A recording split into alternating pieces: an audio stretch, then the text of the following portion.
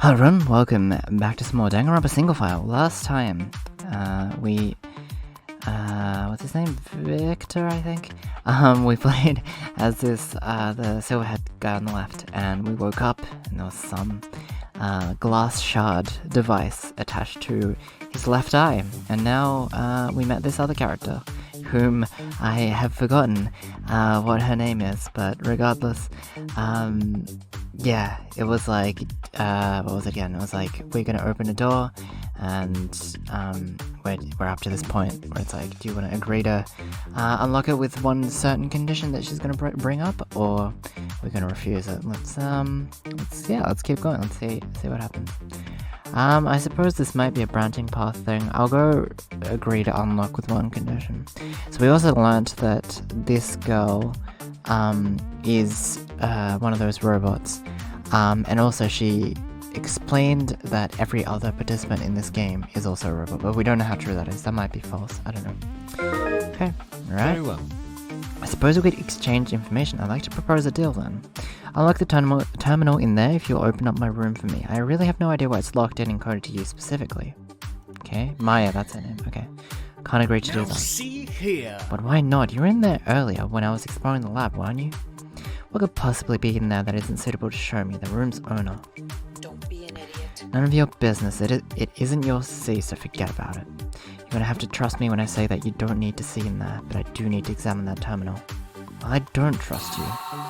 Is he sweating off, like, the tip of his fringe? That's amazing. Okay. Clear to me now that neither one of us trusts the other. You may have some idea that we're a long-standing duo of researchers. See here. That's not the way I see it at all. To me, you're a complete stranger. I know bloody well now that I'm not trusting you until I get a complete picture of what's happening in the killing game. Suit yourself, just know that the quicker you start accepting my ultimate insistence, the quicker you'll find your way out of this asinine experiment. I don't want to be at odds with the first person I meet, but she's so damnably? I'm sorry, my vocab. Damnably, I guess, disagreeable. If we can't at least pretend to be on the friendly speaking terms, this is going to be difficult confinement together. You're gabbing inside your head again, aren't you? Too much time alone stuck you with that bad habit. At least now you'll finally get some more practice talking to other people. Well, calling us people isn't quite accurate, and if you keep insisting you're going to think that way. But being wrong is nothing new for you. Okay. Well, I'm glad you're still in a good mood. Don't be an idiot. Is that how it looks to you? If you're a robot too, I'd say you have some faulty wiring. Okay, I suppose that was a bit of a stretch on my part. Wishful thinking, maybe. Whatever, I'm going to bandage up this gash and clean up the lab. Since somebody wouldn't believe me until I sliced my own gut open. Now see I here. believe I distinctly asked you not to do that. It'll probably take some time for Miss Xavier to finish with that. I should decide what to do next on my own. Oh, okay, this is his thought process, I guess. Fair enough, okay. I did actually, because I'm in the server for this, what is it, this Fangame? Which, if you go to the Fangame download link, I believe the server might also be there. But because I'm in there, I have talked every now and then, about, development stuff, I suppose. And I did hear that, the creator was trying to make, the thought processes into, like, a blue color or like a different color. So, yeah, no, that's cool. Okay, so we have a couple options here. We can either chat with Maya, examine the laboratory, or leave to meet the others. I suppose I'll examine. Although I suppose we did both of these too, but yeah, let's take a look. But back before all this started, it was pretty rare for me to leave my laboratory. Diet and hygiene can all be maintained adequately inside this small laboratory. Some might say the lack of light and fresh air are concerns, but really that's nitpicking. Strolling out into the forest isn't my idea of a good time.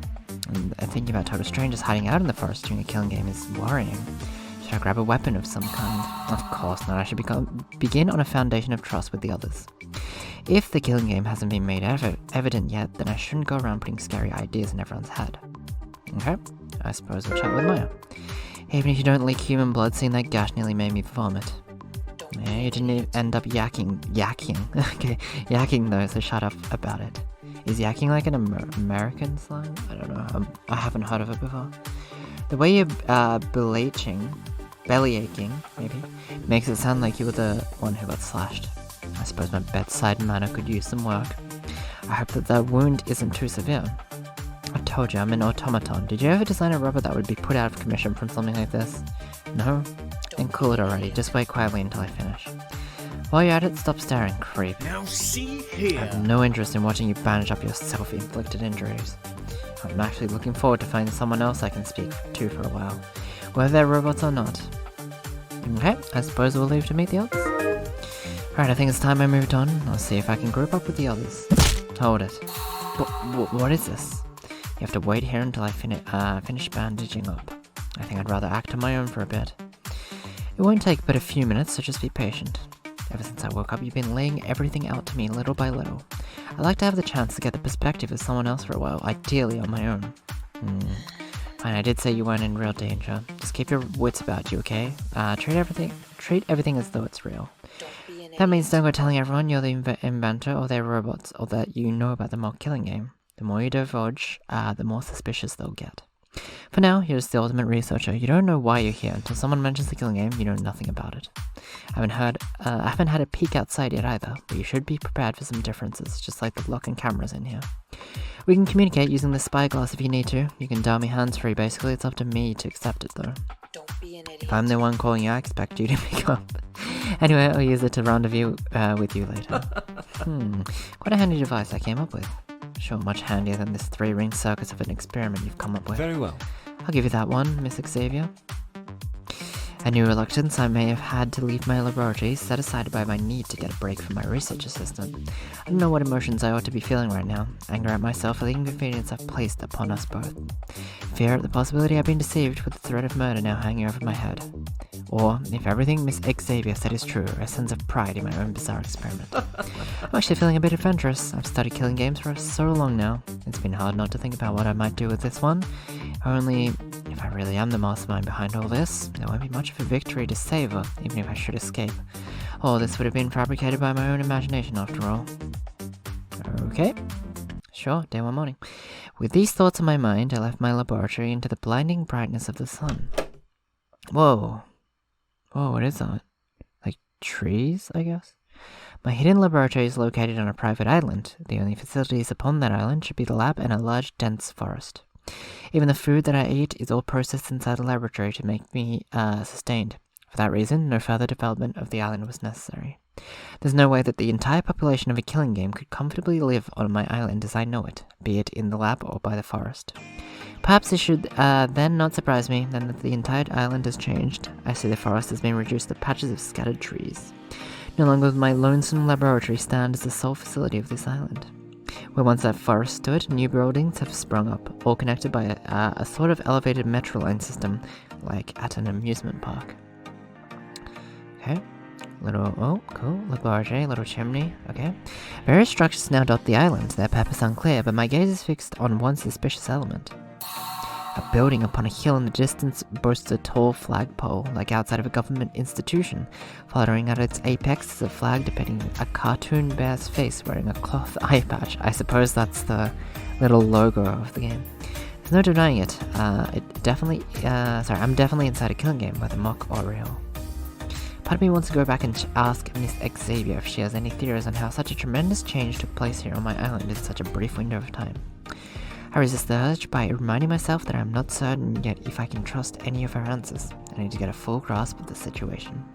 With nothing else to look towards, I turn my attention to the end of the footpath where a monorail station is waiting. It looks so clean, I consider it must be newly built.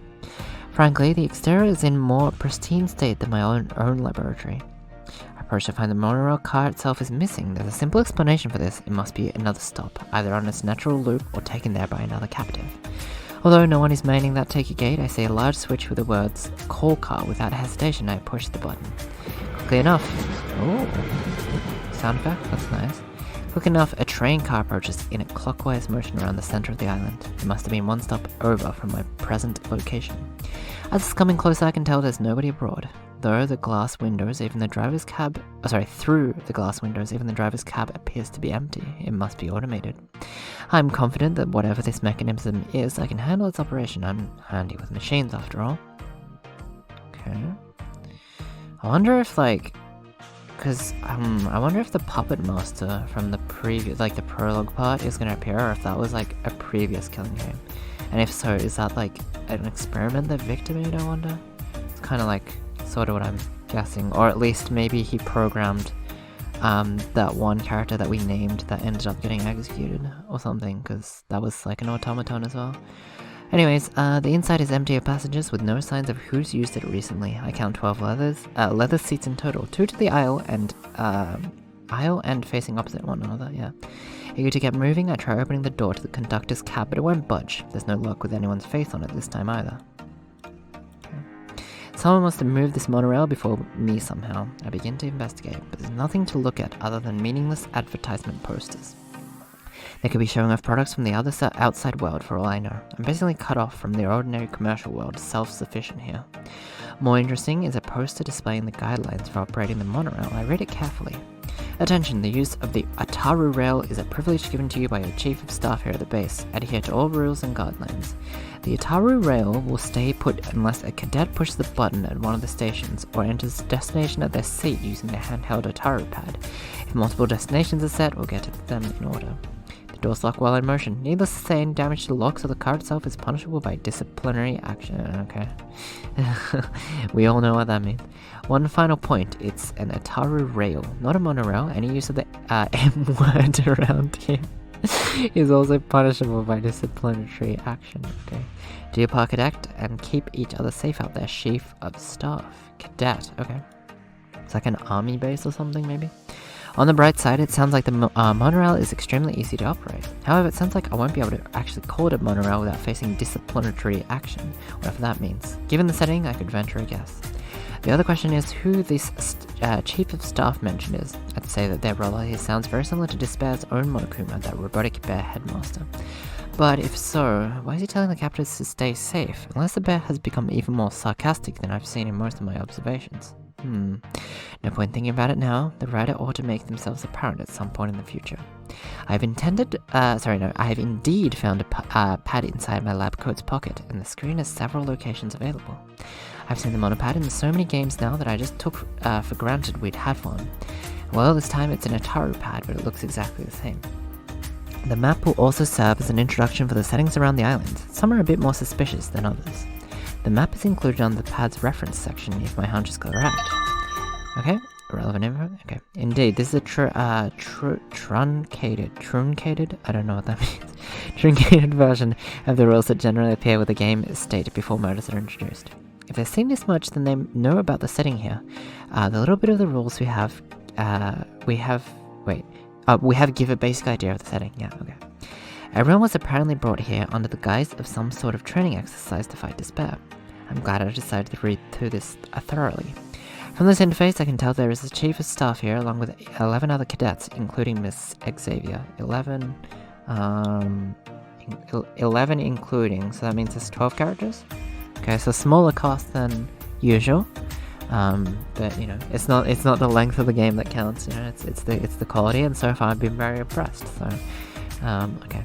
Seems as though anyone who so much as glances at this pad upon meeting me will realize I'm a researcher specializing in killing games. That's actually something of a relief. It means there's no pressure to keep the secret when I speak to the others. I should make it my goal for now to rendezvous with each other participant. Yeah, that probably means checking out each remaining spot on the island. But where should I begin? Oh, this is fun. Oh, this is gonna be so fun. Okay, so just for just to preface, just for context. First of all, I do not like faking reactions. Obviously. So I will admit that I have seen a bunch of these characters. I don't know if I've seen all of them. And actually, as the time of this recording, the creator of this AIM uploaded a bunch of shorts introducing their characters. And while I didn't actually watch them, I did kind of see some of the thumbnails. So I kind of know that, how some characters look, I suppose. And I'm also in the server. I mean, I try not to, I've muted all the spoiler chats and sprite chats and all that because I wanted to make this as genuine as I could. But I do know some of the characters, so please keep that in mind. That being said, I don't know the majority of the talents of the characters, so that's going to be fun. I'll try and guess them, I suppose. But I mean, I suppose we have to go through all of these, so I'm just going to go from top to bottom. Let's see. Can't help thinking that a bunker is an unusual set piece for one of these games. A bunker could provide shelter for the game's mastermind as they plot, but wouldn't such a hiding spot be too obvious? Normally the mastermind hides most of the mechanisms of the killing game's operation far out of sight. Furthermore, if Miss Xavier is to be believed, I'm really the mastermind behind all this. If that's the case, there's no need for a control center. I must have automated everything. I still haven't decided if I can trust the things she's told me. Mistrusting both myself and Miss Xavier, I wait in silence as the monorail reaches its next destination. Yeah, the writing's really nice of this game, especially like the descriptions, like just then I like that sentence that we just read. I mean, you know, that being said, the dialogue's really witty and fun as well, but yeah, like the descriptions are really nice. Okay, here we are.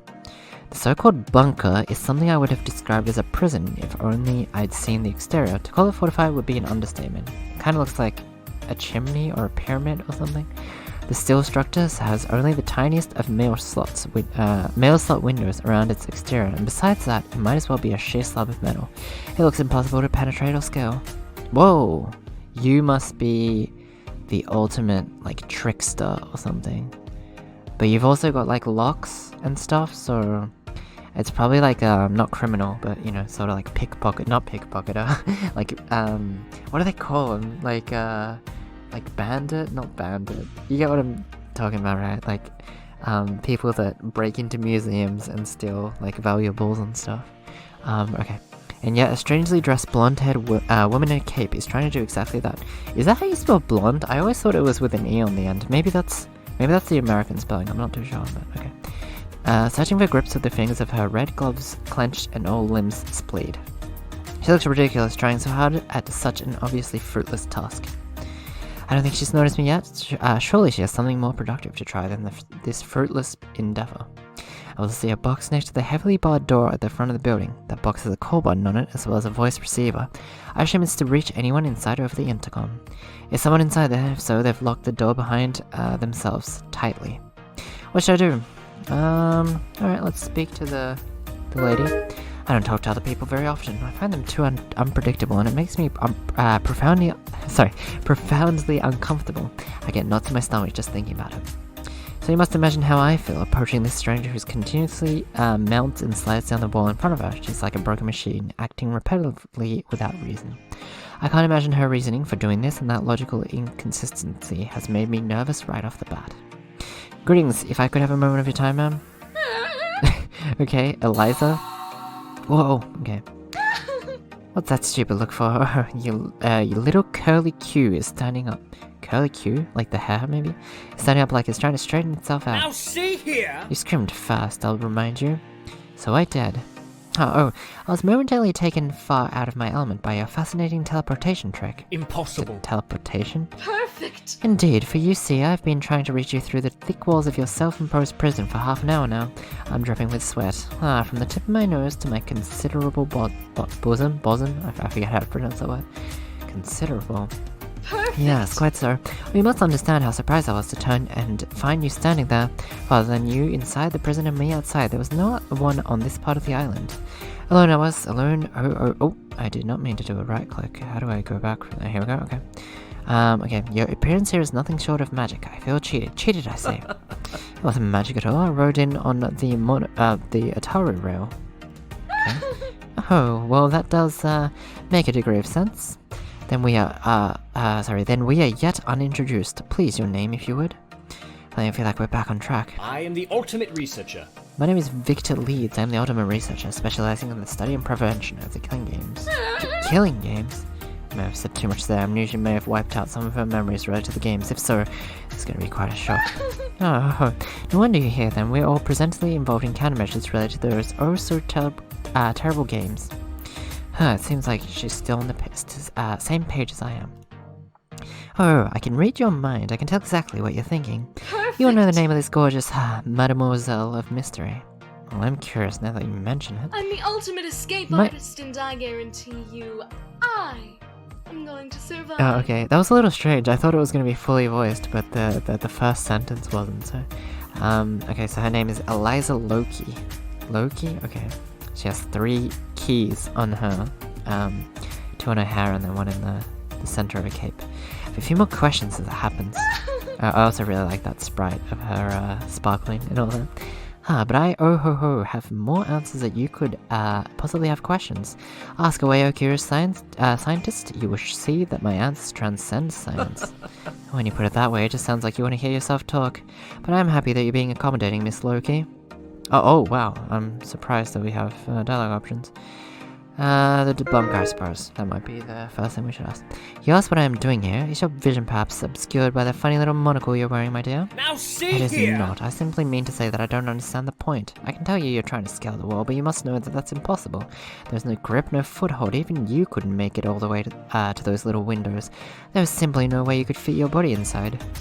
Oh, I just realized the top of the building. That's what they meant by the windows. It's the really thin line. Oh, okay, fair enough. Oh my, do you mean to imply something about the size of my magnificent bosom?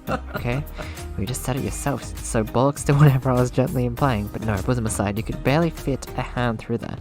You'd be stuck as soon as you got to your shoulder. No! You insult my skills as Ho-Ho, the ultimate escape artist. Entry is very much the other side of the coin, you see. Any imprisonment from which I may escape, I may also enter. Ho-Ho, therefore, it is no great feat for an expert such as myself to slip inside this ironclad bunker. Impossible. Impossible. I can't even begin to picture it. Hey, you got a lot to learn about escape artistry, my dear. When you see it, you shall, as they say, shit the bricks. Besides, it's imperative that I succeed. I shall have you know there is a gentleman inside this building hiding from me. Oh, the goal. One Charles Debunker. Oh. I've made it my mission to drag him out of here, kicking and screaming. Haha, I told him as much, but he hasn't spoken to me since. Undoubtedly, he is in total awe of my drive and perseverance, too shy to speak to the magnificent moi. Perhaps I should try to speak with the one on the other side of the intercom. There is a distinct possibility they spoke but a minute with Miss Loki and then decided to stop answering her. Okay, I suppose we ought to ask all these. Okay, about the game. Oh, you mean the mysterious nature of our training exercise specifically? No escape! Fittingly mysterious for a mademoiselle of mystery such as moi, not only for the secrets it hides, but also because it is seemingly inescapable. How do you mean? Oh, and the Ataru-Rail clearly does not venture past the island's perimeter. None of us remember exactly how we arrived either. I have to assume it's all some elaborate killing game setup designed as part of our curriculum here. Perfect! Designed to hone our edge as killing game survivors, as if I could be any more finely honed. I'm already the world's finest. Wait, killing game survivor? You been in killing game before? Indeed I have. An evil entrapment entitled The Devil's Bargain. Perfect! Of in classic ho-ho and terribly mysterious fashion, I, Eliza Loki, escaped without scratch. Very well. Impressive. Haven't heard of that one before somehow. Would you mind telling me a bit more about it? It's my prerogative to study the killing games after all. No! Well, a lady has to keep a few secrets, doesn't she? Ho ho ho. Now see As the here! ultimate researcher, I implore you to tell me about this killing game you experienced. The details could be of vital importance to my work.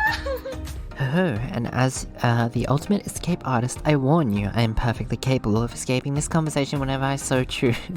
So why didn't you ask me about something else? Well, you still have my attention. Bloody hell, I'll learn about it another time then. I think you keep quite a few too many mysteries to yourself, Miss Loki. Alright, last one. Perfect! But what greater delight could there be than to discuss the most fascinating woman on the planet, the ultimate escape artist, moi. The next time I'm worried about my own, at times, egocentric behavior, I'm going to remember this encounter. My origins are a mystery known to the masses, but pondered upon by all. The birth and application of my mysterious talent is the subject of so much tabloid speculation, such a fervent conjecture. Yeah. I feel like I should probably do this as well because this might be fun for the creator, but I should predict if they're gonna survive or if they're gonna kill or whatever. I feel like this is gonna be one of the killers. She definitely gives me like Celestia Ludenberg vibes. I don't know if her talent's like legit or if she's just pretending to be like this and pretending to be super important and self-centered and stuff and like, yeah.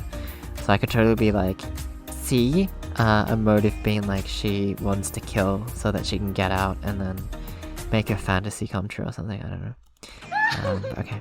The life of the alluring ultimate escape artist is a dense web fabricated from one astounding mystery after another. Now see here! Or it could be like, because she's an escape thing, it's like, she'll get to a point where she realizes the only way to escape is by killing someone, and then she'll go through with it, or something, because, you know, she never fails any escape, or something like that, I don't know. Please give me some actual detail about your person. I'm begging you. No. Oh, you want the juicy stuff? Very well. What specifically would you like to know about? For starters, about your profession. Are you a magician of sorts? I can see escape artist as a talent, but it's somewhat unusual as a profession. It is both my talent and my profession. Publicly I perform dazzling displays of devilry for the clueless crowds. People pay me for high-end events. Humbly I profess I am the tip of the top in terms of high-end entertainment. Very humble. Is she like a circus thing, I guess? Oh, so humble. But of course, working as an escape artist isn't just my profession, nor is it just my talent, it's also my passion. I get such a thrill from escaping. Sticky situations, the kind you can't book for an event or plan for. Such as becoming lost in the dense Amazon rainforest surrounded by shroud of night and the presence of wild beasts. No escape! I will admit, I do like her, but her what do you call it? Like little sound effects she makes are a little annoying to read. For sure, but yeah, anyways. Without so much of a single survival knife to hunt with or a single shred of clothing with which to form a bandage. Wait, discuss that last point. Oh, it was horrifying. I made it out, but not without collecting several poisons, festering blisters on my much lauded Behonkus. Now see How much did you get lost naked in the jungle? Oh, sorry, how did you get lost? Yeah. Oh, yet another trail of grandeur. I was making my escape from a locked cargo container inside of a moving airplane and happened to deposit myself there. No escape! Needless to say or no, there was no parachute involved. Another fascinating tale. Shall I regale you? I have a feeling if I keep asking, we're never going to reach the end of the escape tales. Let's talk about something else. Okay, I see, okay. Well, I mean, that's nice. The game actually gives you the option to read through everything, and then you can, finish up instead of just choosing, one of them, I guess. I thank you for your introduction, Miss Loki, but I'm afraid I'm exhausted speaking to you. I mean, I'm afraid I've exhausted all my questions for now. No escape! Oh, you're a researcher, aren't you? I'm sure you have more questions for Mademoiselle. I can't say that. Mademoiselle of Mystery. That measly appetizer, of course. Now see here! No further questions for now. I break eye contact and get away from her, allowing her to get back to her seemingly Sisyphean task of climbing the tower towards the mail slot window. Okay, reference tab. Awesome. Okay, I'm gonna keep playing, but I'm gonna cut this one up here, I think, because it's near the 30-minute mark, and then, yeah. So, we did one introduction, hopefully we can do a bunch more in the next part. I'll hope to see you all there. I'm just gonna keep playing, so it will just be the same old me, but I'll see you all there. Bye-bye.